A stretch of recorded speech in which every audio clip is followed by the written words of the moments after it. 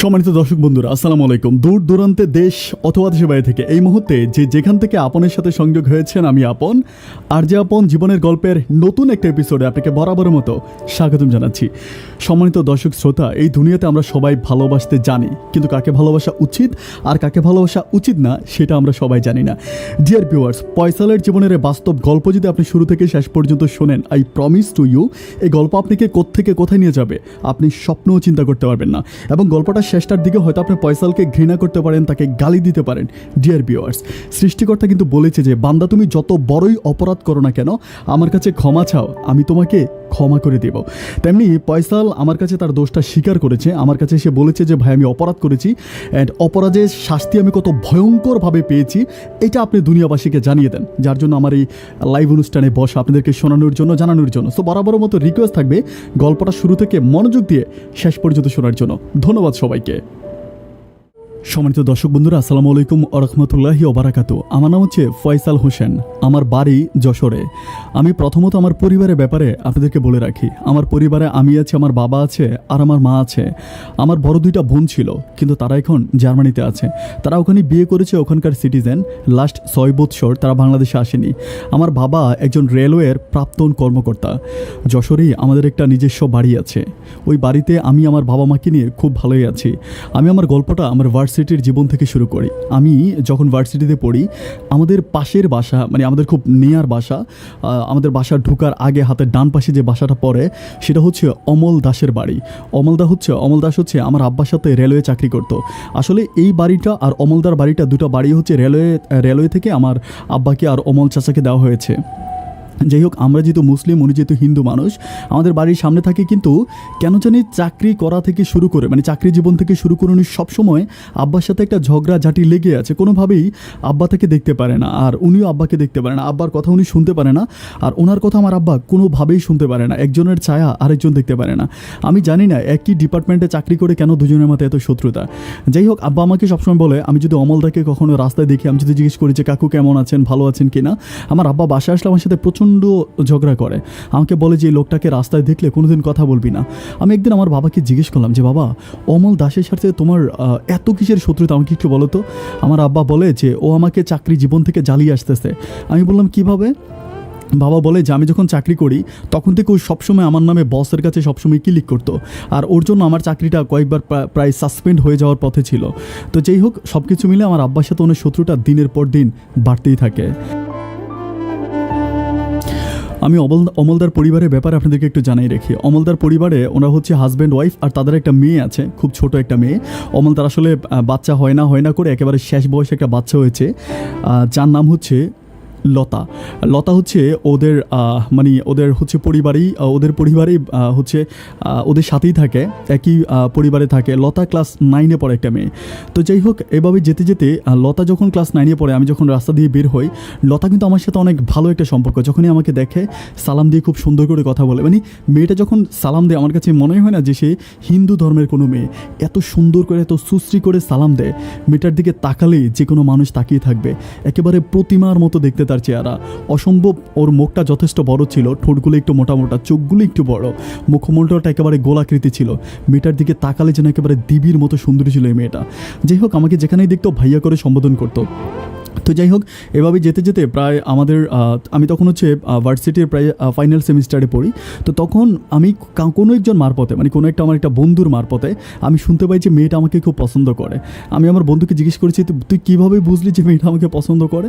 তো বলে, তোকে প্রমাণ দেখাই দিচ্ছি দাঁড়া। আমি বলি কীভাবে? তখন আমাকে ওর মোবাইলে একটা ছবি দেখালো, অ্যান্ড ছবিটা আমি দেখতে পেলাম যে একটা মোবাইলের ভিতরে, মোবাইলের ওয়েল পেপারে, মানে ডিসপ্লেতে আমার ছবি দেওয়া। তখন আমি ওকে জিজ্ঞেস করলাম যে এটা কার মোবাইল? পরে বলে, তোদের বাসার পাশে যে লতা মেয়েটা আছে ক্লাস 9-এ পড়ে, তার মোবাইল। আমি বললাম তুই কীভাবে পেলি? পরে বলে মোবাইল দোকানে ঠিক করার জন্য দিছিল।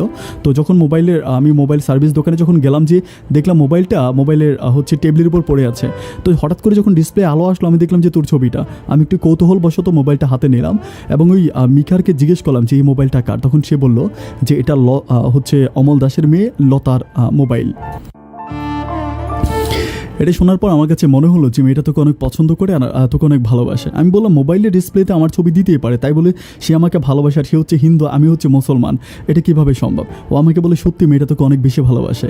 যাই হোক, এখন যেহেতু ডিজিটাল জামানা, মোবাইল, ফেসবুক সব কিছুই তো আছে, আমি চিন্তা করলাম যে মেয়েটা যদি আমায় ভালোবাসে তো কখন আমাকে বলতেই পারে। ডিয়ার ভিউয়ার্স, আমি মিথ্যে বলবো না, সত্যি মেয়েটা অসম্ভব সুন্দর ছিল। এটা আসলে চোখে না দেখলে বিশ্বাস করা যায় না, অত চমৎকার সুন্দরী ছিল মেয়েটা। তাকে আমার অনেক বেশি ভালো লাগতো, অনেক ছোটো, আমার চেয়ে অনেক, আমার হাঁটুর বয়সী হবে, কিন্তু তারপরেও কেন জানি তার প্রতি আমার একটা ভালো লাগা কাজ করে। একদিন আমি সন্ধ্যার সময় আমি সবসময় আমার হচ্ছে বাসার বারান্দার পাশে হচ্ছে একটা জায়গা আছে, ওখানে আমি বসে সবসময় পড়াশোনা করতাম বলতে ওখানে আমি পড়াশোনা করি বা ল্যাপটপে কাজ করি, যত যাই করি ওখানে বসে বসে করি। তো একদিন আমি হচ্ছে ওইখান থেকে আমি যখন মানে সবসময় সকালে, বেসিক্যালি সকালবেলায় আমি ওখানে পড়তে বসে, তো সকালবেলা আজকে কেন জানি কোনো একটা কাজে আমি বাসার ছাদের উপরে বসেছিলাম। আমার এক্স্যাক্টলি মনে নেই আসলে কী কাজে আমি সেদিন বাসার ছাদে ছিলাম। বাসার ছাদ থেকে নামার পরে আমার আব্বা জানে আমার দিকে কেমনভাবে তাকে আছে। আমি আব্বাকে জিজ্ঞেস করলাম যে আব্বা, আমার আব্বা কিন্তু প্রায় আমার থেকে খুব বেশি বড় না, মানে আব্বা খুব বেশি বড় না বলতে আব্বা আসলে অনেক বেশি ইয়াং, মানে অনেক বেশি ইয়াং। আব্বাকে দেখলে মনে হয় না যে আব্বা আমার বাবা। আমার আর বাবাকে দেখলে সবাই বলবে যে বাবা আমার ক্লাসমেট কিংবা বন্ধুর মতো, আর আমার আর আব্বার সম্পর্কটা একেবারে খুবই ফ্রেন্ডলি। তখন আব্বা আমাকে সেদিন বলতেছিল যে কিরে, তুই নাকি ভালোবাসিস? আমি বললাম বাবা, ভালোবাসি মানে কাকে ভালোবাসি? পরে বলে কেন, হিন্দু মেয়ে লতাকে। আমি বললাম ধুরো বাবা, এগুলো তুমি কী বলো, আমি হিন্দু মেয়ে লতাকে কেন ভালোবাসতে যাব? আমার বাবা বলে ভালো না বাসলে কি মেয়ে তোকে চিঠি লেখে? আমি হেসে হেসে বললাম কি এখনও চিঠি লেখার জামানা আছে? এখন তো মনে হচ্ছে ফেসবুকে মেসেঞ্জারে ভালোবাসি বলে ফেলে আর সরাসরি ভালোবাসি বলে, এখন কেউ চিঠি লেখে? বলে আমার হাতে তো একটা চিঠি আসছে যেখানে লেখা ছিল যে লতা তোকে ভালোবাসে। আমি একটু কৌতূহলবশত জিজ্ঞেস করলাম যে বাবা এটা কীভাবে সম্ভব? পরে বলে হ্যাঁ তাও সম্ভব। বাবা আমার চিঠিটা হাতে দিল, আমি চিঠিটা হাতে নিয়ে জিজ্ঞেস করলাম যে তুমি কোথায় পেলা? মেয়ে কি তোমার হাতে চিঠি দিয়েছে? আমার বাবা হাসতে হাসতে বলেছে না, আমার হাতে দেয় নাই, তোর পড়া টেবিলে এটা পড়েছিল। আর আমার কাছে মনে হলো যেন এটা একটু খাম টাইপের ছিল। আমি একটু কৌতূহল নিয়ে এটা হাতে নিলাম, তো দেখলাম যে একটা চিঠি, আমি ইচ্ছে করে খুললাম তোর পারমিশন ছাড়া। আমি বললাম খুলতেই পারো, নো প্রবলেম। তো আমি বললাম তুমি চিঠি পড়ছো? বলে যে না পড়ি নাই, শুধু দেখলাম যে প্রিয় পয়সাল অ্যান্ড ইতিতে দেখলাম যে লতা নামটা দেওয়া। তো আমি মনে করলাম যে এটা হয়তো এই মেয়েরই হতে পারে, কারণ আমি দেখেছিলাম মেয়েটা এদিকে ঘোরাফেরা করতেছে অনেকক্ষণ ধরে। যাই হোক, আমি চিঠিটা হাতে নিয়ে আমার রুমে গেলাম, রুমে গিয়ে চিঠিটা খুলে আমি চিঠি পড়লাম। ডিয়ার ভিউয়ার্স, মানে এই সময়ে এসে যে কেউ আমাকে চিঠি দেবে এই ব্যাপারটাই আমার কাছে একটু কৌতূহল মনে হচ্ছে। মানে এখন তো কেউ কাউকে চিঠি তো দূরের কথা, মানে লাইক হচ্ছে মেসেঞ্জারও তো বলে না, সামনাসামনি ভালোবাসার কথা বলে ফেলে। তো তারপরও চিঠির জামানাটা পেয়ে আমার কাছে কেমন যেন একটু পুরনো আমেজ খুঁজে পেলাম। আমি যখন স্কুলে পড়তাম তখন হচ্ছে আমি দেখতাম যে স্কুলে যখন 8-9-এ পড়তাম তখন দেখতাম যে ছেলে মেয়েকে চিঠি লেখে। এটা আসলে এখন এসে এটা আসলে ভীষণ হাস্যকর একটা ব্যাপার। যাই হোক, চিঠিটা হাতে পাওয়ার পর আমি চিঠিটা খুব সুন্দর করে পড়লাম। চিঠির ভাষাগুলো এত সুন্দর ছিল ডিয়ার ভিউয়ার্স, আমি আপনাদেরকে বলে বোঝাইতে পারবো না। শুরু থেকে শেষ পর্যন্ত একেবারে পঙ্খানুভাবে আমি একটা অক্ষর মনোযোগ দিয়ে, প্রত্যেকটা অক্ষর খুব মনোযোগ দিয়ে আমি চিঠিটা সম্পূর্ণ করলাম। চিঠিটা পড়ার পর আমি কেন জানি না চিঠিটাকে বুকে জড়িয়ে ধরে আমি চোখ বন্ধ করে যেন অন্য কোনো রাজ্যে হারিয়ে গেলাম। আমি জানি এই মেয়ের সাথে আমার ভালোবাসা সম্ভব না, এই মেয়ের সাথে আমি কখনো এটা করতে পারবো না, কিন্তু তারপরও তার চিঠির ভাষাগুলো আমাকে সত্যি অনেক বেশি আবেগী করে দিয়েছে। যাই হোক, আমি এরপরে হচ্ছে 2 দিন পরে মেয়েটাকে রাস্তায় দেখলাম, দেখার পরে সে আমাকে দেখে দৌড়িয়ে চলে আছে। আমি ডাক দিলাম যে লতা দাঁড়াও। আমি থেকে বললাম যে লতা, একটা কথা তোমাকে জিজ্ঞেস করবো। হ্যাঁ। তো বলে হ্যাঁ বলেন না ভাইয়া। আমি বলি তুমি আমাকে ভাইয়াও বলো, আবার আমার জন্য প্রেমপত্র লেখো, ব্যাপারটা কি বলো তো? তো বলে কিছু বলেন না, নিচের দিকে তাকিয়ে আছে, হাসে। আমি বললাম হাই শোন, আমাকে বলো তুমি যে চিঠি লিখছো এটা তো আমার আব্বার হাতে গেছে। তখন চোখ বড় বড় করে বলতেছে হায় কাকা দেখে ফেলছে। আমি বলি দেখে ফেলছে মানে পুরোটা পড়েও ফেলছে। তখন লজ্জায় দৌড় দিছে, আমি তার হাতটা চাইপা ধরলাম, ধরে বললাম লতা, তুমি তো খুব ভালো করেই জানো যে তুমি হিন্দু আমি মুসলমান, আমাদের এই সম্পর্কটাই সমাজ জাতি গোষ্ঠী কখনোই মেনে নেবে না, তুমি কেন শুধু পাগলামি করছো? আমাকে তখন মেয়েটা অশ্রুসিগ্ধ চোখে আমার মুখের দিকে ফেল করে তাকিয়ে বলতে লাগলো, ফয়সাল ভাইয়া, আমি আপনাকে সত্যি অনেক বেশি ভালোবাসি। পৃথিবী উল্টায় গেল আমি কখনো আপনাকে ভুলতে পারবো না। আমি জানি না জাত ধর্ম কর্ম, আমি কিচ্ছু জানি না। আমার কাছে মনে হয় আপনি আমার পৃথিবী, আপনি আমার ধর্ম, আপনি আমার সব কিছু। আপনাকে ছাড়া এই দুনিয়াতে একটা সেকেন্ড আমি বেঁচে থাকার কথা চিন্তাও করতে পারি না। আমি জিজ্ঞেস করলাম যে এটা কেন তোমার কাছে এটা কেন মনে হচ্ছে? তখন বলে আমি বেশ কয়েকদিন ধরে আপনাকে ফলো করি। আমি বলি বেশ কয়েকদিন মানে তুমি তো সেদিন বিছনায় মুততা, হাফ প্যান্ট পরে হাঁটতা, তোমার জীবনে আবার বেশ কয়েকদিন কবে আসছে? তখন কোনো কথা না বলে মেয়েটা আমার দিকে তাকায় থেকে বলে কি, আপনি কি আমাকে কোনোদিনও বুঝবেন না? আমি বলি আমি বুঝলেও কোনো কাজ হবে না। এটা বলে যাই হোক আমি ভার্সিটিতে চলে যাই। ভার্সিটি থেকে আসার পরে বাসায় আসার পরে বাবা, আমি কিন্তু বাবাকে অনেক ভালোবাসি, এটা না বললেই নয়। বাবা আমার দিকে তাকিয়ে বলতেছে যে আমাকে হচ্ছে বলতেছে যে পয়সাল তোমার সাথে আমার কিছু ইম্পর্টেন্ট কথা আছে। আমি বললাম ঠিক আছে বলো কি ইম্পর্টেন্ট কথা। বাবা আমাকে বলতেছে আজকে আমি দেখলাম যে তুমি লতার সাথে রাস্তায় দাঁড়িয়ে কথা বলতেছো। আমি বললাম বাড়ি, তুমি এটাও ইনকোয়ারি করেছো? বলে হ্যাঁ, দেখলাম তুমি লতার সাথে কথা বলতেছো। তো কী কথা হয়েছে বাবা? আমি বললাম লতা মেয়েটা অনেক ভালো, কথা বলেছি অতটুকুই, আর কিছু না। কেন তুমি কি আজকে আমাকে বকা দিবা ওদের পরিবারের সাথে কথা বলেছি বলে? বাবা আমাকে আমার হাতটা ধরে বলে তুই কি আমার একটা রিকোয়েস্ট রাখবি? আমি বলি হ্যাঁ বাবা বলো। আমার আব্বা বলে আমার অনেক দিনের স্বপ্ন তোর ওই হিন্দু বাড়িটা সহ আমাদের এই বাড়িটা, দুটো বাড়ি মিলে একটা বাড়ি হবে। অমল দাসের বাড়িটা যদি আমরা নিতে পারি তাহলে আমাদের বাড়ির এরিয়াটা অনেক বড় হবে। দেখ আমার বাড়িতে ঢোকার সময় হিন্দু বাড়ির সামনে দিয়ে ঢুকতে হয়, আমার কাছে ব্যাপারটা ভালো লাগে না। তাই আমি বললাম এখন কি অমলদা বাড়ি বিক্রি করবে, আমি কি তার কাছ থেকে বাড়ি কিনবো? তখন আমার আব্বা বলতেছে না, তার মেয়েটা তো তোকে ভালোবাসে, আর অমলদার তো আর কোনো ছেলে মেয়ে নাই, এই একটা মাত্র মেয়ে। এই মেয়েটাকে যদি কোনোভাবে একটু লাইনে আনা যায় তাহলে তো সম্পত্তিটা আমাদের হয়ে যাবে। আমি তখন একটু কৌতূহল বশত বাবাকে জিজ্ঞেস করলাম বাবা তুমি কি ভুলে গেছো যে লতা হিন্দু ধর্মের মেয়ে, আমরা মুসলমান? তো বাবা বলে আমি তো তোকে বিয়ে করতে বলতেছি না। আমি বলি তাহলে বিয়ে না করলে তুমি আমাকে কী করতে বলতেছো? বাবা আমাকে বলে যে কোনোভাবে তার কাছ থেকে একটা কিছু করবো জানি, যেটা করলে ওর বাবা পাগল হয়ে যাবে, সম্পত্তিগুলো ও ছেড়ে দিয়ে উন্মাদ হয়ে চলে যাবে। আমি জানি যে অমল তার মেয়েকে অনেক অনেক বেশি ভালোবাসে, পৃথিবী উল্টায় যেতে পারবে, অমল তার মেয়েকে কখনো ছাড়তে পারবে না। এই মেয়েটার যদি কিছু একটা হয়ে যায় অমল পাগল হয়ে যাবে। আমি তখন ফেল নজর আব্বার মুখের দিকে তাকায় বলতেছি যে তাহলে তুমি কি করতে বলতেছো? বাবা আমার হাতটা ধরে বলতেছে তুই মেয়েটার সাথে সম্পর্ক কর। আমি জিজ্ঞেস করলাম যে বাবা তুমি কি পাগল হয়ে গেছো? এটা ছোট একটা মেয়ে, মাত্র ক্লাস 9-এ পড়ে, এই মেয়েটার সাথে প্রেম করবো মানে কি? এটা কি আমার সাথে যায় নাকি? তখন বাবা আমার দিকে তাকায় বলতেছে আমি তোর কাছে জীবনে কখনো কিছু চাই নাই, এত কষ্ট করে তোকে লেখাপড়া করি অনেক বড় করেছি, এত সুন্দর স্মার্ট সুন্দর একটা চেহারা তোর। বাবা তোর কাছে হাত জোর করে আমি ফরিয়াদ জানাই, হাত জোর করে তোর কাছে মিনতি করছি, তুই যেভাবেই হোক এই মেয়েটার সাথে রিলেশন কর। আমি তখন বাবাকে বললাম যে বাবা এটা কোনোদিনও সম্ভব না। তখন আমার বাবা বলে যে আমি তোকে আমার কসম দিয়ে বলতেছি তুই মেয়ের সাথে সম্পর্ক কর, বাকি স্টেপগুলো আমি তোকে বলবো। আমি বললাম আমি তো তার সাথে সম্পর্ক করলে আমি কখনো তাকে মন থেকে ভালোবাসতে পারবো না বাবা, কারণ আমি যদি তাকে মন থেকে ভালোবেসে ফেলি আমি তাকে ছাড়তে পারবো না। তখন আমার আব্বা বলতেছে যা হবার তা পরে হবে, আমি তোকে যেটা করতে বলেছি তুই মনোযোগ দিয়ে সেটাই কর। যাই হোক বাবার কথা মতো আমি এর পরের দিন লতাকে হচ্ছে রাস্তা দেখার পর আমি তাকে বলি যে সন্ধ্যার পরে আমাদের বাড়ির পিছনে এসো। মেয়েটা এত খুশি হয়ে ডিয়ার ভিউয়ার্স আমি আপনাদেরকে বলি বুঝাতে পারবো না। যেমন কথা তেমন কাজ, মাগরিবের একটু পরেই মেয়েটা হচ্ছে আমার বাসার পিছনে আসে।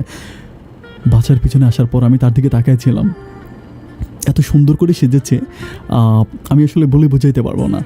মানে দেখলে মনেই হয় না যেটা কোনো হিন্দু ধর্মের মেয়ে, এত পর্দা পরশি, মাথায় ঘোমটা দিয়ে এত সুন্দর করে চলাফেরা করে। আমি জিজ্ঞেস করলাম যে লতা একটা কথা তোমাকে জিজ্ঞেস করি? বলে হ্যাঁ বলো না, বলার জন্যই তো আসছি। আমি বলে বারে পারমিশন তো নিতে হবে কাউকে তুমি করে বলার জন্য।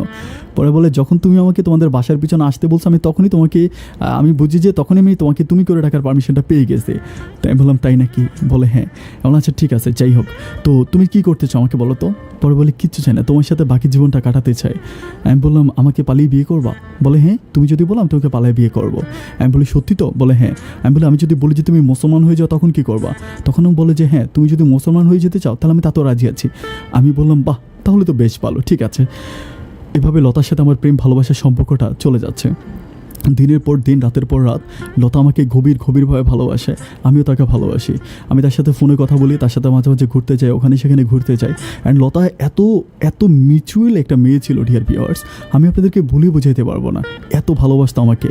কিন্তু আমার মনের ভিতর তো একটা জিনিস সবসময় কাজ করে, কারণ আমি তার সাথে ভালোবাসার অভিনয় করতেছি, ভালোবাসতেছি না। আর এই অভিনয়টা করতেছি শুধুমাত্র আমার বাবার কারণে। আমি জানেন যে আমার বাবার শেষ প্ল্যানিংটা কি। এভাবে যেতে যেতে বেশ কয়েকদিন যাওয়ার পরে একদিন আমার বাবা আমাদের ঘরের সামনে মানে ওদের বাড়ির সামনে দিয়ে আসতেছে।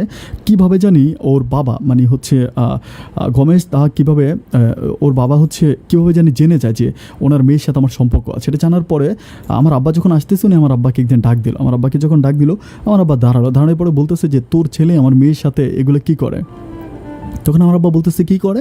পরে বলেছে তোর মেয়ে আমার সাথে তোর ছেলে আমার মেয়ের সাথে এগুলো কী করে? তখন আমার আব্বা বলতেছিল যে কী করে? তখন অমলদা বলতেছে যে তোর ছেলে সবসময় আমার মেয়েকে নিয়ে হুন্ডা করে ঘুরে এখানে সেখানে যায়, তুই এক ধর্মের মানুষ আমি এক ধর্মের মানুষ, দেখ চাকরি জীবনে আমাদের যা হবার তা হয়েছে, আমার কোনো সন্তান নাই, শেষ বয়স আমার একটা মেয়ে দুনিয়াতে আসছে, আমার মেয়েটা মাত্র ক্লাস 9-এ পরে ছোট্ট একটা মাসুম মেয়ে, ওর সাথে অ্যাটলিস্ট তোরা এগুলো করিস না, তোর ছেলেকে বলবি যাতে কোনো দিন আমার মেয়ের সাথে তার কথা না বলে। এটা বলার পরে আমার আব্বা ভীষণ রেগে যায়। আমার আব্বা রেগে গিয়ে বলতেছে তুই আমাকে আদেশ করতেছিস মানে ব্যাপারটা কি? এটা বলার পরে হচ্ছে অমলদা বাসা থেকে বেরিয়ে এসে বলতেছে যে আদেশ করতেছি না তো কী করবো, তোর ছেলে এভাবে আমার মেয়েকে বিরক্ত করে, আমি কিছু বলবো না? তখন আমার বাবা বলতেছে যে কীভাবে আমার ছেলে বিরক্ত করছে? আমার ছেলে কি কোনোদিন তোর বাসার সামনে এসে তোর মেয়েকে উঠে নিয়ে গেছে, নাকি তোর বাসায় ঢিল মারছে, নাকি তোর মেয়েকে ডাক? এটা বলার পরে এটা বলতে বলতে আব্বা যখন অমলদার বাড়ির সামনে চলে আসে তখন অমলদা বলতেছে তুই আমার বাড়িতে ঢুকতেছিস কেন মুসলমান হয়ে? এটা বলে সে কী করে আমার আব্বাকে ধাক্কা দেয়। ধাক্কা দিলে আমার আব্বা খুব রেগে গিয়ে ওখানে একটা লাঠির মতো ছিল, এটা দিয়ে অমলদাকে একটা বাড়ি মারার সাথে সাথে অমলদা ভিতর থেকে অনেক বড় হচ্ছে একটা লাইক স্টিকের মতো একটা অনেক বড় ছিল, হিন্দুরা অনেকেই জানে, যারা পুজো দেওয়ার জন্য ব্যবহার করে। এইটা নিয়ে এসে দৌড়িয়ে এসে আমার বাবার মাথায় বাড়ি দিয়ে দিল। অ্যান্ড বাড়ি দেওয়ার সাথে সাথে আমার আব্বার মাথা ফেটে গেলো, আব্বা ওখানে শুয়ে গেল। আশেপাশের মানুষগুলো আব্বাকে ধরে হসপিটালে নিয়ে গেল, আমি তো কিছুই জানি না। বিকেলবেলা যখন আমি ভার্সিটি থেকে আসছি, বাসা আসার পরে আমার মা তো আমাকে ধরে চিল্লা করে বলতেছে এই ঘটনা। আমি এখন কি করবো কিছুই বুঝতে পারতেছি না। আমি বাড়ির দিকে তাকায় দেখতেছি যে জানালাতে লতাকে দেখা যাচ্ছে, লতা আমার দিকে তাকিয়ে কান্না করতেছে। আমি তখন বলতেছি যে আমি কিছু বুঝতে পারতেছি না যে কী করবো। আমি সব কিছু বাদ দিয়ে হসপিটালে গেলাম। হসপিটালে যাওয়ার পরে আব্বা মানে শুয়ে আছে। তো আমি আব্বাকে ধরলাম, ধরার পরে দেখলাম যে না, আব্বার অবস্থা মোটামুটি একটু ভালো আছে। আমি বললাম যে বাবা কেন এটা করতে গেলা, কী কারণে? তখন আব্বা বলতেছে যে তুই আজকে আমার কসম খেয়ে একটা কথা বলবি। আমি বললাম হ্যাঁ বলো, কী বলতে হবে? পরে আমার আব্বা বলতেছে যে তুই অমল দাসের মেয়েকে খুন করবি। এটা শোনার পর আমি যেন আসমান থেকে বললাম যে বাবা তুমি এটা কী বলতেছ, আমি অমল দাসের মেয়েকে খুন করব? আমার আব্বা বলতেছে হ্যাঁ তুই অমল দাসের মেয়েকে খুন করবি, যে আমার শরীরে রক্ত ঝরিয়েছে, আমি তার বুকের মানিককে কেড়ে নিতে চাই। আমি বললাম বাবা এগুলো তুমি কী বলতেছ? আমার বাবা তখন আমার হাতটা ধরে কান্না করে দিল, চোখের পানিগুলো ফেলতে ফেলতে বলল এই অমলদা আমার কপালে রক্ত ঝরিয়েছে, আমার শরীরে তাজা রক্ত ঝরিয়েছে, তুই যেভাবে হোক অমলদার মেয়েকে উঠে নিয়ে তুই মেয়েটাকে মেরে ফেলবি। বাবার মুখে এই কথাগুলো শোনার পর আমি অপলক দৃষ্টিতে তাকায় আছি, আমি কিছুই বুঝতে পারতেছি না আমি কী করব। বাসায় চলে আসলাম। বাসায় আসার 2 দিন পরে আব্বাও বাসা আসলো। আসার পর থেকে বাবা আর আমার সাথে মানে জাস্ট পারতেছে না যে আমার পা চাইপা ধরে আমাকে রাজি করাবে, যে কোনোভাবে আব্বা চাইতেছে আমার পা ধৈর্য হলেও আমাকে রাজি করাবে। তো আমি কি করব বুঝতে পারতেছি না। বাবা আমাকে বলে যে তুই মেয়েটার সাথে এমন রিলেশন করবি যেন মেয়েটা তোর জন্য পাগল হয়ে যায়, অ্যান্ড তুই যেটা বলবি সেটাই যেন করে। আমি বললাম আচ্ছা ঠিক আছে। তো যাই হোক, তার সাথে কথা বলতে বলতে মেয়েটার সাথে কথা বলতে বলতে আমি তার সাথে আরও কন্টিনিউ কথা বলতে শুরু করি, লতার সাথে আরও গভীরভাবে মিশে যাই, এমনভাবে মিশে যায় যে যাতে লতা আমার ফেক ভালোবাসা, আমার নকল ভালোবাসা কোনোভাবেই বুঝতে না পারে। আমি তার ভিতর এমনভাবে সুই হয়ে ঢুকে যাই, লতার কাছে সারা দুনিয়াটা আমি যদি লতাকে বলি যে লতা এই মুহূর্তে তুমি হাসতে হাসতে মরে যাও, আমি যদি বলি যে লতা তুমি বাসার ছাদ থেকে লাফ দাও, লতা তুমি বিষ খাও, লতা আমার সব কথা অক্ষরে অক্ষরে শুনবে, কারণ এই মেয়েটার সারা পৃথিবী একদিকে, আমি একদিকে। ডিয়ার ভিউয়ার্স, আপনারা হয়তো অনেকেই জানেন যারা হচ্ছে 10 বয়স, ক্লাস 9 10 কলেজে বা প্রথম ভার্সিটিতে পড়াশোনা করে, তাদের মাঝে একটা আবেগ প্রবণিত মন কাজ করে। এই আবেগ মনটাকে, ওদের মনটা থাকে একেবারে কাদামাটির মতো। আপনি যদি কাদামাটি থেকে মুক্তি বানাতে চান বানাতে পারবেন, যদি পুতুল বানাতে চান বানাতে পারবেন। এই কাদামাটি থেকে আপনার যা করতে মন চায় আপনি তাই করতে পারবেন। আমি খুব খেয়াল করে দেখলাম যে আমি যা বলতেছি লতা তাই শুনতেছে। একদিন আমি লতাকে বললাম যে লতা তোমার আমার সম্পর্ক তো কখনো তোমার বাবা মা মেনে নিবে না, সেটা কি তুমি জানো না? তোমার বাবা মা যেমন মেনে নিবে না, আমার পরিবারও মেনে নিবে না। তখন ওই লতা আমাকে বলতেছে যে চলো না আমরা দুজনে একসাথে মরে যাই। ওর কথাটা শুনে আমি ওর মুখের দিকে অপলক দৃষ্টিতে তাকিয়ে আছি। আমি বলি আমি মরে গেলে কি তুমি আমার সাথে মরে যেতে পারবা? লতা বলে হ্যাঁ চলো না আমরা দুজনে এই পৃথিবী ছেড়ে চলে যাই। আমাদের ধর্মে আছে কিন্তু মানুষের নাকি মরে যাওয়ার পরে নাকি মানুষ খুব ভালো থাকে, আমাদের আবারও পূর্ণ জন্ম হবে, আমরা আবারও পূর্ণ জন্ম হলে আমরা দুজন অনেক ভালো থাকবো। এটা বলে লতা আমাকে ধরে সেদিন প্রচুর পরিমাণ কান্নাকাটি করে। এই দৃশ্যটা কীভাবে যেন লতার বাবা দেখে ফেলার পরে অমলদা হচ্ছে আমাদের এলাকার কমিশনারের কাছে বিচার দেওয়ার পরে এলাকার কমিশনারও হচ্ছে আমার আব্বাকে আইসা আবারও সে আগের মতো শাসিয়ে যায়। কারণ হচ্ছে আমাদের যিনি কমিশনার ছিল উনিও ছিল ওই লতাদের ধর্মের হিন্দু মানুষ ছিল। উনি আবার এসে আমার আব্বাকে আবারও অকথ্য ভাষায় গালাগালি করে এবং বলে যে থানায় পুলিশ পাঠায়, আমাকে জেল খাটাবে, এগুলো সেগুলো বলতেছে। তখন আমি আমার বাবা আমাকে বলতেছে যে কি হয়েছে, এটা কেন হইলো? আমি বললাম বাবা আমি তো লতার সাথে কথা বলতেছি, অমলদা কেন জানি কীভাবে দেখে গেলাম আমি ঠিক বুঝতে পারি না। তখন আমার আব্বা বলতেছে যে লতা কি বলছে তোকে বল। আমি বলি লতা আমাকে বলতেছে ওনাকে আমার সাথে মরে যেতে পারবে। আব্বা তখন একটু অবাক দৃষ্টিতে আমার সাথে জাস্ট 1 মিনিট আমার দিকে তাকায় ছিল। 1 মিনিট তাকায় থেকে বলতেছে কি বলছে আবার একটু বল। আমি বলি যে লতা বলতেছিল যে ও আর আমি মরে যাওয়ার জন্য, ও বলে এই পৃথিবী যেন আমাদেরকে মেনে নিচ্ছে না, চলো আমরা দুজনে মরে যাই। আমি তখন কিছু বুঝতেছি না। বাবা আমাকে বলতেছে যে বাবা কোনো কথা কিছু না বলে আমাকে জাস্ট হাতটা ধরে আমাকে আমাদের বাসার পিছনে একটা গার্ডেন ছিল, ছোট্ট বাগান, ওই বাগানের কাছে নিয়ে গেল। বাগানের কাছে নিয়ে গেলে বাবা আমার পাটা ধরে ফেললো। আমি তখন অবাক হয়ে গেলাম যে বাবা আমার পা, আমি বললাম যে বাবা তুমি আমার পা ছাড়, ওইগুলো কী করতেছো, তুমি কি পাগল হয়ে গেছো? বাবা আমার বলতেছে যে আজকে আমি তোর বাপ না, তুই আমার বাপ, আমি একটা কথা বলবো, তুই আমার এই কথাটা রাখবি। আমি বলি হ্যাঁ বাবা বলো, কী কথা বলবা? বাবা বলে এই মেয়েটা যদি কোনোভাবে মরে যায় তাহলে অমল পাগল হয়ে বাড়িঘর ছেড়ে চলে যাবে, এই জায়গা সম্পত্তিগুলো সবগুলো আমাদের হয়ে যাবে, তুই যেভাবে হোক এই মেয়েটাকে মেরে ফেল। আমি বললাম বাবা বারবার তুমি আমাকে ওই একটা কথাই বলতেছো যে মেয়েটাকে মেরে ফেলার জন্য, আমি কিভাবে তাকে মেরে ফেলবো, তুমি এগুলো কী বলতেছো? তখন আমার আব্বা বলতেছে যে ঠিক আছে, আমি তোকে একটা কথা বলি, তুই এই কথাটা শোন, তুই মেয়েটার সাথে আরও কয়েকদিন খুব গভীরভাবে কথা বলার পরে তুই 2টা বিষের বোতল নিবি, একটা বিষের বোতলের ভিতরে অরিজিনাল বিষ থাকবে, আরেকটা বোতলের ভিতরে ফেক নকল বিষ থাকবে। নকল বিষের বোতলটা তুই খাবি আর অরিজিনাল বিষের বোতলটা এই মেয়েকে খাওয়াই দিবি। আমি বললাম বাবা আমি যদি এটা করতে যাই তাহলে তো আমি মামলা খেয়ে যাবো, আমার জেল হয়ে যাবে, ফাঁসি হয়ে যাবে, তুমি কি ব্যাপারটা বুঝতেছো না? আমার বাবা তখন আমাকে বলতেছে শোন, তুই বিষ কেন খাবে, তুই কীভাবে খাবে আমি তোকে সিস্টেমটা বলে দিই। আমি বলি হ্যাঁ ঠিক আছে বলো। বাবা বলে যে মেয়ের সাথে তুই কীভাবে কথা বলেছিলি সেদিন? আমি বললাম ও জানালার ভিতরে ছিল, বাসার ভিতরে ছিল, আমি জানালার বাইরে থেকে জানালা দিয়ে তার সাথে কথা বলেছিলাম। তখন আমার বাবা আমাকে বলতেছে তুই 2টা বিষের বোতল নিয়ে যাবি, অরিজিনাল বিষের বোতলটা তার হাতে দিবি অ্যান্ড নকল বিষের বোতলটা তোর হাতে নিবি। নেওয়ার পরে তুই দুজনে বিষ খেয়ে একসাথে তুই বলবি যে চলো আমরা যদি এই পৃথিবীতে বাঁচতেই পারবো না, চলো আমরা একসাথে বিষ খেয়ে মরে যাই। মেয়ে ঘরের ভিতরে বিষ খাবি, তুই ঘরের বাইরে বিষ খাবি, তোর বিষ তো নকল, মেয়ে যখন বিষটা গিলে ফেলবে তখন তুই এখান থেকে চলে আসবে।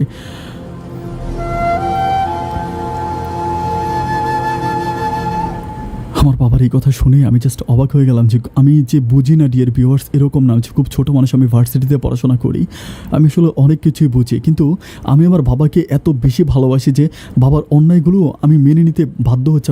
আমি তখন সেদিন একটু রাগান্বিতভাবে বলেছিলাম যে তুমি কি আমাকে মার্ডার কেসের মামলায় ফাঁসাতে চাও? বাবা আমাকে বলতেছে বিষ খেয়ে যদি এই মেয়ে মরে যায় তাহলে তুই কীভাবে ফাঁসবি? মেয়ে তার ঘরে বিষ খেয়েছে, সবাই জানবে, এলাকার সব মানুষগুলো জানবে যে এই মেয়ে তার বাবা সম্পর্ক মেনে নিচ্ছে না বলে মেয়ে বিষ খেয়ে মরে গেছে, এতে তুই কেন ফেসে যাবে? তখন আমি বললাম যে বাবা আমি একটু ভেবে দেখি। এটা বলার পর আমি বাসে আসার পরও আমি দেখতে পাই যে বাবা সেমভাবে আমাকে রিয়েকশান করতে থাকে, আমাকে দিনের পর দিন এটার জন্য প্রেশার ক্রিয়েট করতে থাকে। কোনোভাবেই হচ্ছে একটা সময় বাবা খাওয়া দাওয়া বন্ধ করে দেয়, দিয়ে বলে যে তুই আমার ছেলে হয়ে আমার জন্য এই কাজটা করতে পারবি না, তুই আমার এই কাজটা করতে পারবি না। তখন কিন্তু আমার লতার সাথে তাও মাঝে মাঝে কথা হচ্ছে, বাট আগের মতো ওভাবে কথা হচ্ছে না।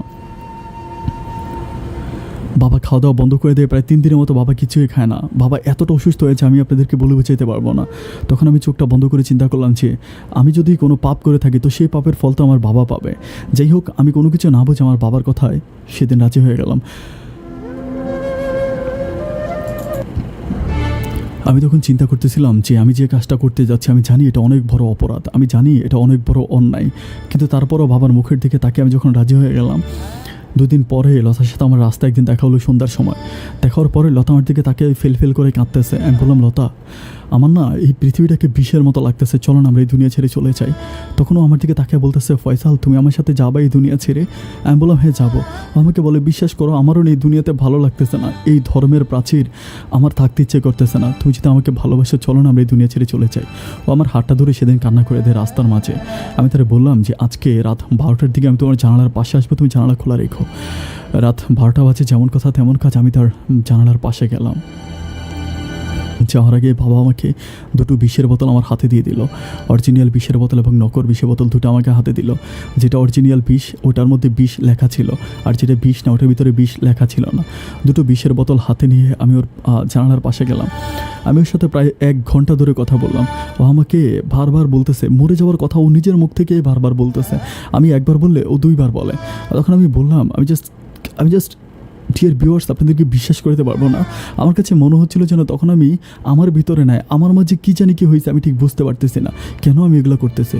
তখন আমি কী করলাম যে যেমন কথা তেমন কাজ, আবার কথা মতো আমি ডান পকেট থেকে বিষের বোতলটা বের করি। বিষের বোতলটা বের করে আমি লতার হাতে দিই। লতার হাতে দিয়ে বলি যে লতা চলো আমরা দুজনে একসাথে বিষ খেয়ে মরে যাবো। আমি আরেকটা বিষের বোতল হাতে নিলাম, ওকে বললাম, ও খুব কান্না করতেছে। আমি বললাম কান্না করো কেন, তুমি না আমাকে বলেছিলে যে পরজনম আছে, পরজনমে তো আমরা সবাই অনেক ভালো থাকবো, পরজনমে কেউ আমাদেরকে আলাদা করতে পারবে না, মৃত্যুর পরে আমরা দুজনে একসাথে থাকবো। এরকম আবেগী কথা বলতে বলতে আমি মেয়েটাকে প্রচুর পরিমাণ আবেগী বানাই ফেলি, এতটা আবেগী করে ফেলি যেটা আমি ভাষায় প্রকাশ করতে পারবো না। আমার কথা শোনার আগে মেয়েটা বলতেছে যে ঠিক আছে চলো তাহলে আমরা একসাথে চলে যাই। এটা বলে আমি বিষ খাবো কি, মেয়েটা আমার সামনে ঘট ঘট করে বিষ খেয়ে ফেললো। ও যখন বিষ খেয়ে ফেললো, ও খোকরাচ্ছে, খোক খোক করে খোপরাচ্ছে। আমি কিন্তু আমার বিষের বোতল হাতে, আমি কিন্তু এখনো মুখে দেয় না। আমি তখন কী করলাম, আমার বিষের বোতলটা আমি কী করি, হাতে দিয়ে মুট করে আমার পকেটে পড়ে আমি তখন দৌড় দিই ওখান থেকে, দেওয়ালটাকে টপকিয়ে আমি আমাদের বাউন্ডারিতে চলে আসি। বাউন্ডারিতে চলে আসার পর আমি দেখতে পাই যে বাবা ঘরের দরজায় দাঁড়ায় আছে। বাবা আমাকে শক্ত করে ধরে বলতেছে যে কিরে পয়সার কাজ হয়েছে? আমি বলি বাবা ও তো খেয়ে ফেলছে। আমি এটা বলতেছি বাবা ও তো খেয়ে ফেলছে। তখন আমার আব্বা আমার বলতেছে তুই ঘরে যা, সব আমি দেখতেছি। আমি ঘরে গেলাম। ঘরে যাওয়ার পর আমি কী করবো, আমি আপনাদেরকে একটা ব্যাপার বারবার বলি, আমি যেগুলো করতেছি আমার কাছে মনে হচ্ছে যে কেউ আমাকে দিয়ে এগুলো করাচ্ছে। আমার ভিতরে আমার মানুষটা নাই। আমি বাবা যা বলতেছে আমি তাই করতেছি। কেন করতেছি, কী কারণে করতেছি, এই ব্যাপারগুলো আপনারা কিছুক্ষণ পর জানতে পারবেন যে আমি কেন এই কাজগুলো করলাম, সেটার মূল কারণটা কী ছিল। যাই হোক, এভাবে যাওয়ার পরে আমি তো ঘুমিয়ে আছি রাতের বেলায়। আর ঘুমিয়ে আছি বলতে জাস্ট তন্দ্রায় শুয়ে আছি, কী করবো বুঝতে পারতেছি না। যখন চারিদিকে ইমাম সাহেব ফজরের আজান দিল, তখন অমলদার বাড়ি থেকে চিৎকারের শব্দ আসলো। আমরা কেউ যাই না, ঘরের দরজা খুলি না। প্রায় সকাল 7:30 বাজে আমরা ঘরের দরজা খুলি। ঘরের দরজা খোলার পর দেখতে পাই যে অমল দাস, যেমন কথা তেমন কাজ, অমল দাসের মেয়ে লতা মারা গেছে।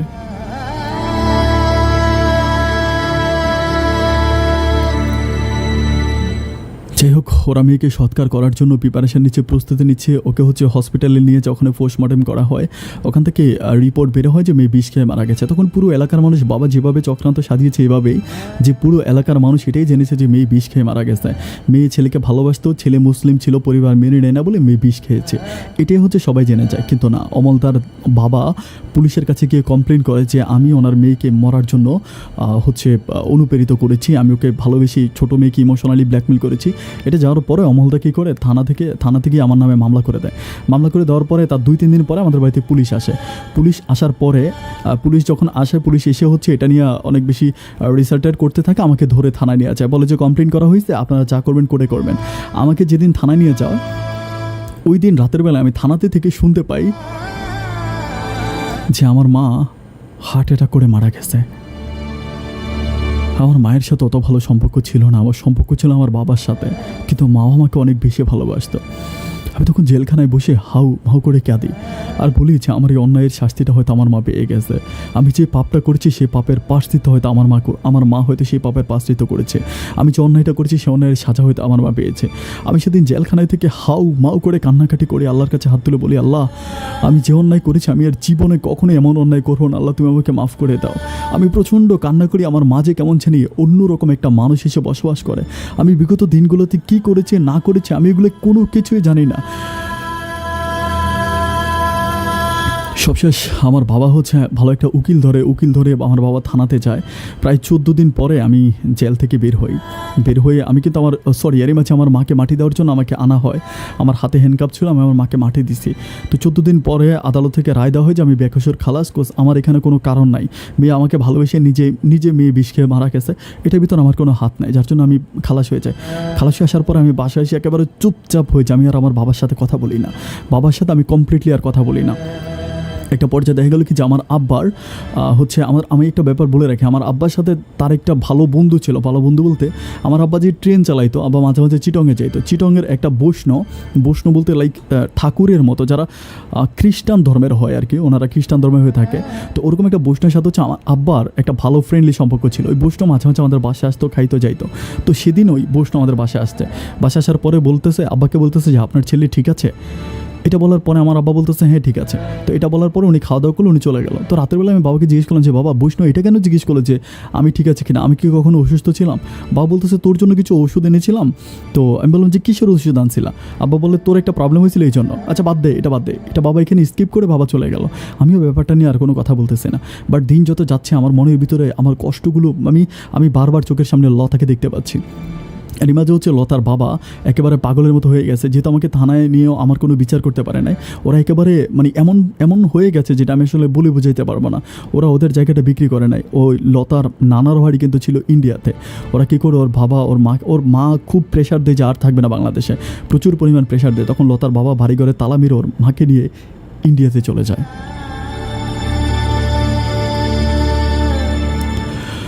ইন্ডিয়াতে চলে যায়। তারপর থেকে বাড়িটা একেবারে বেদখলের মতো হয়ে থাকে। তখন আমার আব্বা মাঝে মাঝে বাড়ির তালা ভেঙে ভিতরে যায় এবং আমার আব্বা একটা জাল দলিল করে বাড়িটা তার নামে করে নেয়।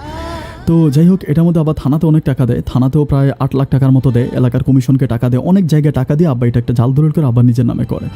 আর আমার জীবনটা ওভাবেই পড়ে আছে, আমি না কলেজ মানে ভার্সিটিতে যাচ্ছি, না খাওয়া দাওয়া করতেছি, না কি ঘুমাইতে পারতেছি, মানে আমার ভিতরে আমার ওই অপরাধ ভোটটা এমনভাবে কাজ করতেছে আমি বুঝাইতে পারবো না। এরই মাঝে আমি আমার মাকে হারিয়ে ফেলেছি। তো সবশেষে বাবা আমাকে বলতেছিল যে দেখ, এভাবে আসলে আর কতদিন যাবে, আমাদের দিন তো অনেক দিনে পার হচ্ছে, অ্যাটলিস্ট আমাদের রান্নাবান্না করার জন্য তো একটা মানুষ দরকার। তখন আমি বাবাকে বললাম যে ঠিক আছে, রান্নাবান্না করার জন্য মানুষ দরকার, তুমি একটা কাজের মেয়ে ঠিক করে ফেলো। আমার আব্বা বলতেছে যে আমার এত সুন্দর একটা রাজকুমারের মতো ছেলে আছে, এই ছেলেটা থাকতে আমি কাজের মেয়ে কেন আনবো? আমি বললাম যে মানে কি বলতে চাও? আমার আব্বা বলতেছে যে আমি তোকে বিয়ে করাবো। আমি বললাম বাবা, আমার পক্ষে আসলে এই মুহূর্তে বিয়ে করা সম্ভব না, আমি জানো একটা রিলেশনে ছিলাম, আর তোমার কথা মতো আমি এগুলো করলাম, আর শেষে হচ্ছে আমার মাটাও দুনিয়া ছেড়ে চলে গেল, আমার এই মুহূর্তে বিয়ে সাথে গেলে কিচ্ছু হবে না। আমি তোমার অনেক কথা রেখেছি, অ্যাটলিস্ট তুমি আমাকে এবারের মতো মাফ করে দাও, আমি আর এই প্রেম ভালোবাসা বা সংসার এগুলো আমাকে দিয়ে আর হবে না। যাই হোক, বাবা তার বন্ধু বান্ধব পাড়া প্রতিবেশী সবাইকে দিয়ে বুঝায়, সবাই হচ্ছে যেমন মানে আমাকে বুঝাইতে আমিও নিজে একটা সময় চিন্তা করলাম যে হ্যাঁ, প্রায় অনেক মাস পেরিয়ে গেছে, এটা প্রায় 1 বছর কি 1.5 বছর পর হয়ে গেছে, তখন আমার পড়াশোনাও বন্ধ, আমি একটা জব করি। তো আমি চিন্তা করলাম যে হ্যাঁ, বাবারও খুব কষ্ট হচ্ছে, বাবা একটু বয়স্ক হয়ে গেছে, তো বাবার পক্ষে আসলে ওভাবে কাজ কাম করা ঠিকমতো সম্ভব না। তো আমি চিন্তা করলাম যে ঠিক আছে, বাবা যাই বলে আমি হচ্ছে বিয়ে করব। তখন আমি বাবাকে একদিন বললাম যে বাবা ঠিক আছে, তুমি যেটা বলো আমি তোমার কথা রাজি আছি, ঠিক আছে আমি বিয়ে করব। এখন এটা বলার পরে বাবা মেয়ে দেখতে শুরু করছে। মেয়ে দেখতে দেখতে বাবা একদিন আমাকে বলতেছে যে আমার বন্ধুর একটা মেয়ে আছে। আমি বললাম যে তোমার বন্ধুর মেয়ে বলি? পরে আব্বা বলতেছে যে আমার একটা বন্ধু ছিল, ও বন্ধু বলতে আমার থেকে অনেক বেশি সিনিয়র ছিল উনি, আমি যেই রেলওয়েতে চাকরি করতাম আমার রেলওয়ের উনি অফিসার পোস্টে ছিল, উনি মারা গেছে, ওনার একটা মেয়ে আছে, মেয়েটার নাম হচ্ছে উর্মি, মেয়েটা দেখতে অনেক সুন্দর। আমি বললাম আচ্ছা, তো এখন কি করতে পারি? বাবা বলে যে এই মেয়েটাকে আমি তোকে বিয়ে করাবো। আমি বললাম ঠিক আছে, কোনো প্রবলেম নাই। তো যাই হোক, বাবা ওনাদের সাথে কথাবার্তা বলতেছে, সব কিছু ঠিক আছে। তো আমি যখন মেয়ে দেখতে গেলাম, আমাকে যখন মেয়ে দেখতে যাওয়া হলো, বাট আমি মেয়ের দিকে তাকায়া আমি হচ্ছে একটু সারপ্রাইজ হয়ে গেলাম যে আমার কাছে মনে হচ্ছে যেন মেয়েটা অনেক বেশি বয়স, তার অনেক বয়স্ক। তো কিন্তু আমি বাবার সামনে কিছু না বললাম না, বাবা ছিল, আমাদের অন্য আত্মীয় স্বজনরা ছিল, কোনো কিছু না বললাম বাসা আসলাম। বাসা আসার পরে আমি বাবাকে জিজ্ঞেস করতে, বাবা এই মেয়েটার বয়স কত আমাকে একটু বলো তো? বাবা বলে কেন, খুব বেশি হবে না? আমি বলি বাবা দেখো, খুব বেশি হবে না মানে তুমি আমাকে সত্যি করে বলো। তখন বাবা আমাকে বলছে দেখ, আসলে বিয়ে শাদীর আগে সব কথা ভেঙে নেওয়া ভালো, তুই যদি পরে আবার কোনো দ্বিমত করিস, আসলে মেয়েটার একটা বিয়ে হয়েছে। আমি বলি বিয়ে হয়েছে মানে? বাবা বলে হ্যাঁ, তার একটা বিয়ে হয়েছে, কিন্তু সংসারটা 3 মাস ছিল। ছেলেটা হচ্ছে আর্মিতে চাকরি করতো, ছেলেটা মারা গেছে। মারা যাওয়ার পরে হচ্ছে মেয়েটাকে এখন সেকেন্ড বিয়ে দেওয়া হবে, আর আমি তোকে বিয়ে করাবো মেয়েটাকে। তা আমি বললাম যে বাবা কেন? সবশেষ বুঝতে পারি ওখানে আমার আব্বার লোভ আছে, কারণ যে মেয়েটাকে আমাকে বিয়ে করাচ্ছে ওই মেয়ে এক বাপের এক মেয়ে, এবং সে তার স্বামী হাজব্যান্ড যে আর্মিতে ছিল সেখান থেকে সে সারা জীবন হচ্ছে টাকা পয়সা পাবে। এটার লোভ আমার আব্বার ভিতরে আবারও কাজ করতেছে, মানে এইটা আমি প্রথমত ধারণা করেছি।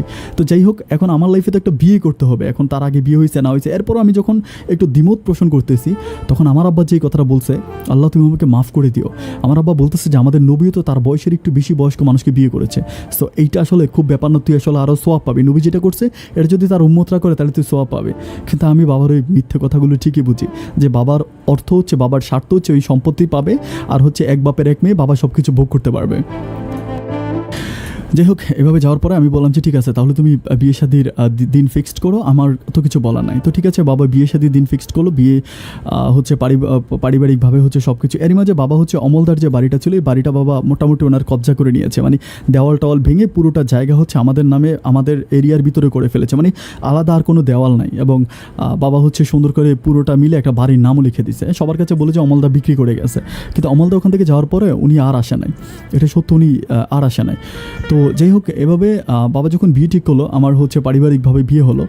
বিয়ে হওয়ার পরে আমার বউয়ের নাম ছিল উর্মি, বাসায় আসলো। বাট আমি একটা ব্যাপার বলে রাখি, আমাকে বিয়ে করার পরে আমার জীবনটা মনে হলো যে আমি একটা শাসনের ভিতরে পড়ে গেলাম।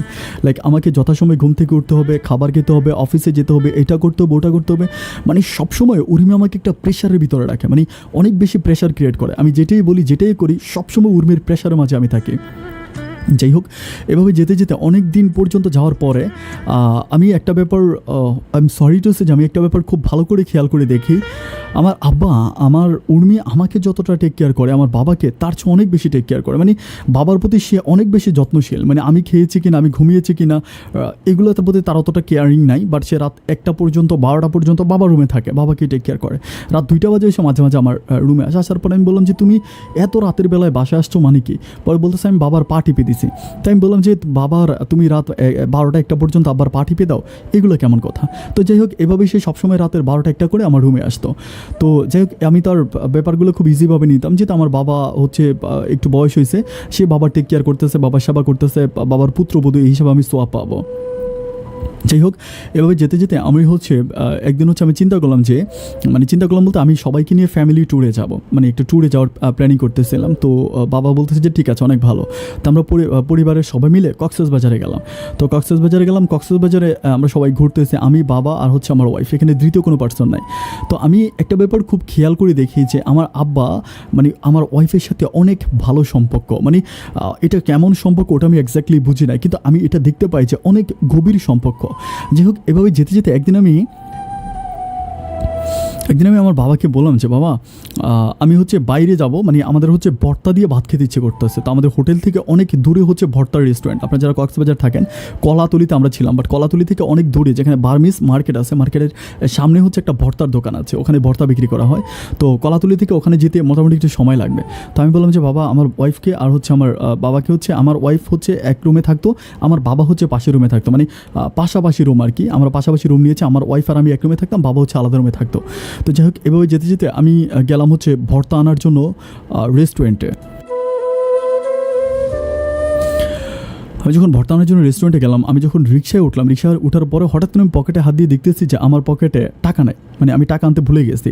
তো আমি চিন্তা করতাম যে আমার একটু ব্যাক করবো, ব্যাক করে আমি টাকা আনতে যাবো। তখন খুব বেশি হয় নাই, 10 মিনিটের মতো হবে। 10 মিনিট পরে যখন আমি ব্যাক করলাম, আমার বাসার যখন আমি কলিং বেল টিপলাম, অনেকবার কলিং বেল টিপতেছি, দরজা ধাক্কাচ্ছি, বাট কেউ দরজা খুলতেছে না।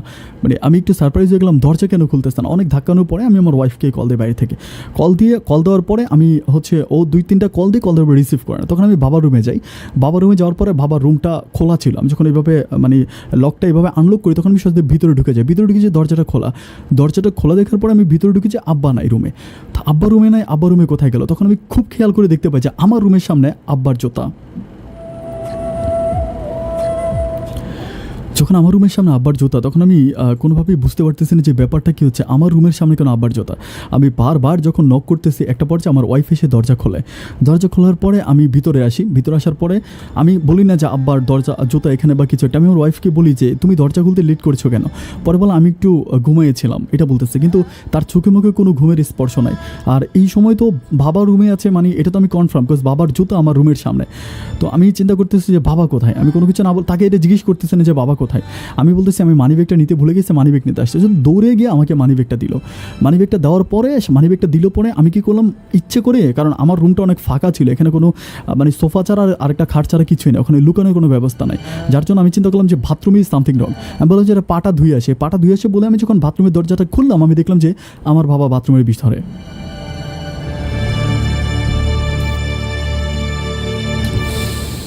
তো বাবা বাথরুমের ভিতরে, আমি বাবাকে দেখি যে বাবা তুমি বাথরুমের ভিতরে কী করতেছো, এখানে কেন?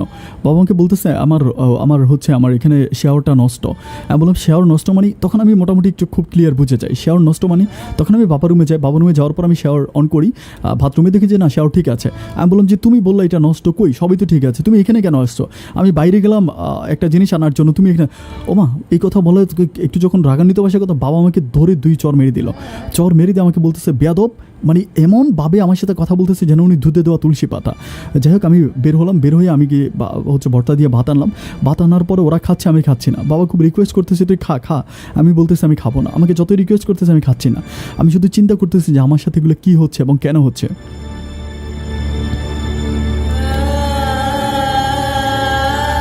যাই হোক, আমরা প্রায় 8 দিনের মতো ওখানে ছিলাম। থাকার পরে আমরা যখন বাড়িতে আসার পরে আমি জাস্ট রিল্যাক্স করতে, মানে চিন্তা ভাবনা করতেছি যে এগুলো কেন হচ্ছে, কীভাবে হচ্ছে, কারণটাকে।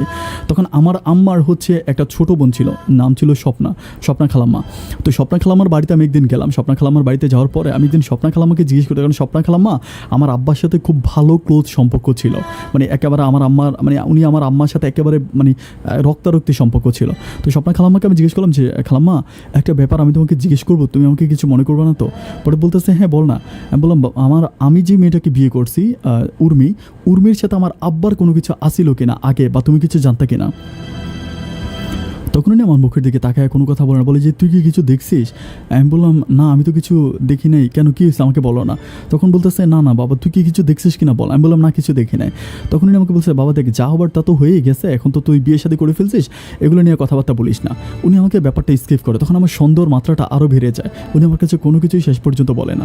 আমি তখন বাড়িতে আসি, বাড়িতে আসার পরে বাসায় আসার পরে আমি কোনো কাজ করতে পারি না, কোনো খাওয়া দাওয়া করতে পারি না, কিছুই করতে পারি না। যত যাই হোক আমি জাস্ট পাগলের মতো রাস্তা রাস্তায় ঘুরতে থাকি।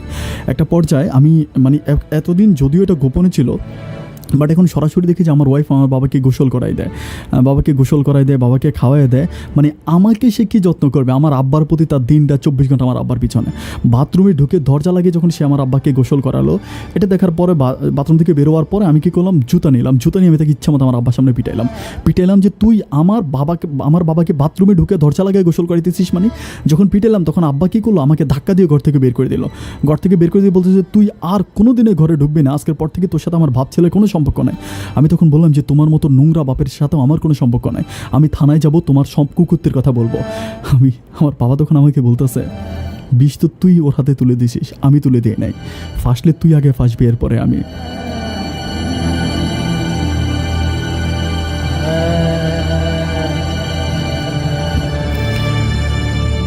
আমাদের বাসার খুব পুরনো একজন কাজের লোক ছিল, অনেক আগে আমাদের বাসায় কাজ করতো উনি, অনেক আগে। আমার আব্বা যখন রেলওয়ে চাকরি করতো তখন মাঝে মাঝে আমাদের গার্ডেন পরিষ্কার করতে আমাদের থাকতো। তো আব্বার সাথে রাগারাগি করে আমি সেদিন বাসা থেকে বেরিয়ে যাই। বাসা থেকে বের হয়ে আমি একটা নতুন বাসা নিয়ে আমি ওখানে থাকতেছে। তো থাকতে থাকতে একদিন আমি অফিস থেকে বের হয়ে আমার বাসায় আসবো, এমন সময় দেখি যে একটা রিক্সা, ওখানে আসলে আমার অফিসের সামনে বেসিক্যালি রিক্সা পাওয়াটা খুব কঠিন, ওভাবে রিক্সা পাওয়া যায় না। একটা রিক্সা আমি পেলাম, পাওয়ার পরে আমি ওই রিক্সার মধ্যে একটা ভদ্রলোক বসে আছে, মানে খালি না। তো রিক্সা ড্রাইভার উনি লোকটাকে বলতেছে যে কাকা ওনাকে একটু কি সামনে নামাই দিব, এটা বলতেছে। তখন কাকা যখন উনি নিচের দিকে তাকাইছিল, যখন আমার মুখের দিকে তাকালো তখন উনি আমাকে বলতেছে যে তুমি ফয়সাল না? আমি বললাম হ্যাঁ আমি ফয়সাল। পরে বলো উঠো। তো আমি উঠলাম। আমি জিজ্ঞেস করলাম যে আপনি আমাকে কীভাবে চেনেন?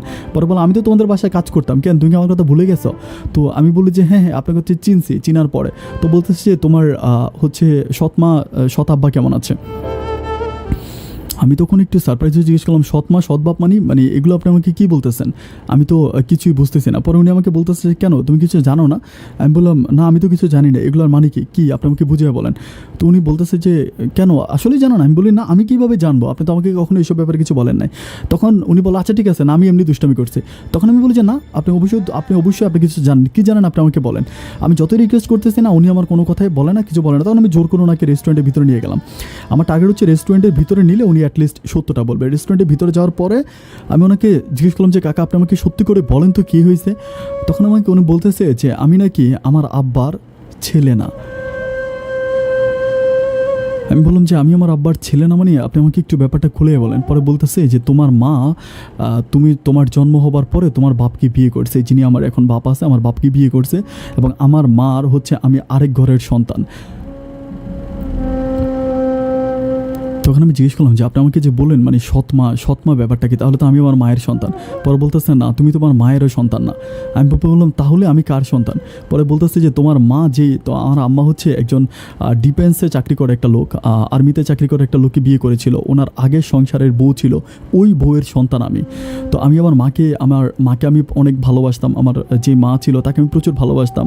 ওনার সাথে আমার মা কী করছে, ওই আমার বর্তমান আব্বার সাথে রিলেশন করে ওই লোকটাকে ছেড়ে আমাকে নিয়ে রাতের বেলা চুরি করে চলে আসছে। তখন আমি কাকাকে বললাম যে আমাকে উনি কেন নিয়ে আসলো? পরে উনি আমাকে বলছে যে তোমাকে কেন নিয়ে আসছে এটা আমি জানি না, কিন্তু তোমার মা তোমাকে অনেক ভালোবাসতো, এটা আমি দেখতাম। তাই আমি বললাম যে আপনি কিভাবে জানতেন যে আগের সংসারে আমার মায়ের আরেকটা সংসার ছিল, সেই সংসার থেকে আমার মা আমাকে নিয়ে আসছে? তখন উনি আমাকে বলতেছে যে তোমাদের বাড়িতে তোমার জন্ম হবারও আগে তোমার আব্বা যখন মোটামুটি প্রায় চাকরির জন্য অ্যাপ্লাই করবে, সেই সময় আমি তোমাদের বাড়িতে কাজ করি, আমি মোটামুটি সব কিছুই জানি তোমাদের পরিবারের ব্যাপারে। এবং উনি আমাকে আরেকটা কথা বললো যে আমার নাকি একটা ছোট কাকাও ছিল, আমার একটা ছোট কাকা ছিল, আমার আব্বার সম্পত্তির জন্য নাকি আমার ওই ছোট কাকাকে আমার আব্বা কোন একটা মার্ডার মামলায় ফাঁসিয়ে দেওয়ার পরে আমার ছোট কাকা অনেক বছর জেল খাটার পরে আমার আব্বার সাথে সম্পর্ক ছিন্ন করে আলাদা কোথায় গিয়ে থাকে। আমি মানে ওনার কথাগুলো শুনে মনে হচ্ছিল আমি যেন আসমান থেকে পড়েছি। আপন ভাই, আমি অনেক সিনেমা দেখেছি, অনেক গল্প শুনেছি, কিন্তু আমার জীবনের এই কাহিনীগুলো বাস্তব সিনেমা আর গল্পকেও হার মানিয়ে দিবে। আপন ভাই, আমি আপনার কাছে বরাবরের মতো রিকোয়েস্ট করবো যে আপনি আমার গল্পটা মানুষের কাছে প্রচার করবেন। আর শেষে আপনাকে একটা কথা বলতে চাই, আমার আব্বা এখন আমার ওয়াইফকে নিয়ে ওই বাড়িতেই আছে। বাড়ির সব এলাকা, সব মানুষ জানে যেটা আমার বউ, কিন্তু আমি বাড়িতে যাই না, বাসায় থাকি না। আমার আব্বা আমার বউকে নিয়ে ওই বাড়িতে খুব ভালোই আছে। অন্যায়কে অন্যায় বলতে হবে, ন্যায়কে ন্যায় বলতে হবে, এই কথাটা আপনি আমাকে শিখিয়েছিলেন। আপনার অনেকগুলো ভিডিওতে আমি এই কথাটা দেখেছিলাম। সুতরাং আমি অন্যায়টাকে মুখ বুজে সহ্য করে আমার বাবার কথাগুলো শুনেছিলাম বলে আজকে আমার জীবনে এই দুর্দিন নেমে আসছে। আপন ভাই, আপনার কাছে বিনীতভাবে রিকোয়েস্ট করবো আমার মতো যেন আর কোনো ছেলে এমন ভুল না করে, যার জন্য আপনি আমার এই জীবনের গল্পটা মানুষের কাছে তুলে ধরবেন। আজ আমি আমার পরিবার থেকে প্রায় 1.5 বছরের মতো আলাদা।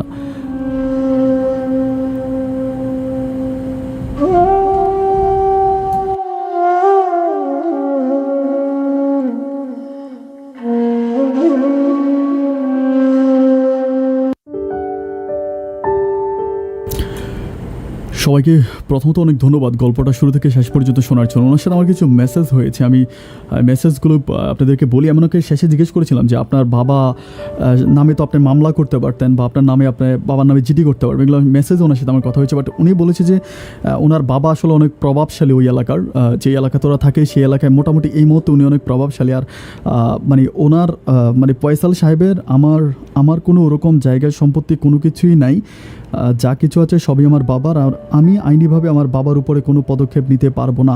আচ্ছা, এটা হচ্ছে ওনার কথা। আমি প্রশ্ন করেছিলাম যে তাহলে আপনি আপনার বাবার তাহলে আপনার যিনি ওয়াইফ তার সাথে কি আপনার আব্বার কোনো বিয়ে বা আপনার সাথে ডিভোর্স ওরকম কোনো কিছু হয়েছিল কি না? উনি লিখেছে, আমি এই ব্যাপারে আর কোনো কিছু জানি না, আমি আমার বাবা পরিবার সহ কারোর সাথে যোগাযোগ করতেছি না, আমি আমার চাকরি করতেছি, আমি আমার মতো আছি। এবং আমি অনেকের কাছে শুনতে পাই যে আমার আব্বা নাকি আমাকে ত্যায্য করেছে, এমনও কথাবার্তা, বাট ওরকম কোনো নোটিশ বা কাগজপত্র আমার কাছে এই পর্যন্ত আসে নাই। ওনার সাথে এই ছিল হচ্ছে আমার শেষ কথা, একেবারে সর্বশেষ কথাগুলো এরকম ছিল। ডিয়ার ভিউয়ার্স, আমি ওনাকে রিকোয়েস্ট করেছিলাম যে আপনার এই মর্মান্তিক জীবনের গল্পটা আপনি আমার সাথে একটু বলেন বা আমার সাথে শেয়ার করেন। উনি আমাকে একটা কথাই বলেছিল যে ভাই, আমি ওখানে একটা মার্ডার মামলার এখনও মেয়েটা মারা গেছে, খুব বেশি দিন হয় নাই, খুব কয়েক বছর হয় না, এখনও অল্প কয়েক বছর হয়েছে। ওনার স্টোরিটা খুব রিসেন্ট স্টোরি, খুব আগের না, রিসেন্ট স্টোরি। তো এখন উনি আমাকে বলছে যে আমি হয়তো আইনিভাবে ফেসে যেতে পারি। আর আপনারা হয়তো অনেকেই বলতে পারেন, আপন ভাই আপনি তাহলে যশোর বলেছেন, ওর বাপের রেলওয়ে চাকরি করতে, এটাও ঠিক আছে, কিন্তু এছাড়া ওর ঠিকানা যশোর বা ওদের নাম সবগুলো নামই ছিল আমার নিজস্ব দেওয়া নামগুলো, আমার নিজস্ব দেওয়া নাম ছিল, এগুলো ওদের ছদ্মনাম আমি ব্যবহার করেছি, ওদের অরিজিনাল নাম বা ঠিকানা আমি কোনো কিছুই ব্যবহার করিনি। খুব গোপনীয়ভাবে আমি আপনাদের কাছে গল্পটা তুলে ধরেছি, খুব গোপনীয়ভাবে। এবং লাস্টে ওনার কথাটা শোনার পর আমি খুবই সারপ্রাইজ হয়ে গেলাম যে আপনি আসলে কতদূর বিশ্বাস করবেন যে ওনার যিনি বাবা ছিল সে কিন্তু তার অরিজিনাল বাবা না। এটা কিন্তু তার বাবা, এবং তার যে মা ছিল সেও কিন্তু তার অরিজিনাল মা না। তার যে অরিজিনাল মা, সেই মা কিন্তু মারা গেছে। সেই মা মারা যাওয়ার পরে তার বাবা অরিজিনাল যে বাপ, মানে তার যে বাপ, সেই বাপ ডিফেন্সে চাকরি করতো, কোনো এক আর্মি বা মিলিটারি ডিফেন্সে চাকরি করতো। করার পরে তার ওই মাকে বিয়ে করেছে। বিয়ে করার পরে তার মা তাকে নিয়ে পালায়ে গেছে। তাকে নিয়ে পালিয়ে তার এখন যাকে যে বাপ বলতেছে তাকে যে বিয়ে করেছে। তার মানে এটা আমার কাছে ব্যাপারটা সম্পূর্ণ অনেক বেশি ডিপ্লোম্যাটিক মনে হচ্ছে, অনেক মানে ঘোরানো প্যাটার্নও মনে হচ্ছে, বাট হতেই পারে, এটাই মানুষের জীবন। আমি সবসময় বলি ডিয়ার ভিউয়ার্স, জীবন নাটকের চেয়ে অনেক বেশি নাটকীয়। গল্প সিনেমাকেও হার মানিয়ে দেয় মানুষের জীবনের বাস্তব কাহিনী। সবাইকে অনেক বেশি ধন্যবাদ এতক্ষণ পর্যন্ত আমার সাথে সম্পূর্ণ গল্পটা শোনার জন্য। বরাবরের মতো আবার ধন্যবাদ জানাচ্ছি। আর আজকের অনুষ্ঠান আমি এখানেই বিদায় নিচ্ছি। অন্য কোনো দিন অন্য কারো জীবনের গল্প নিয়ে আমি আবারও আপন জীবনের গল্প এই অনুষ্ঠানে হাজির হয়ে যাবো। সেই পর্যন্ত সবাই ভালো থাকবেন, সুস্থ থাকবেন, এই শুভকামনায় আপন আজকের মতো এখানেই বিদায় নিচ্ছে। ধন্যবাদ সবাইকে।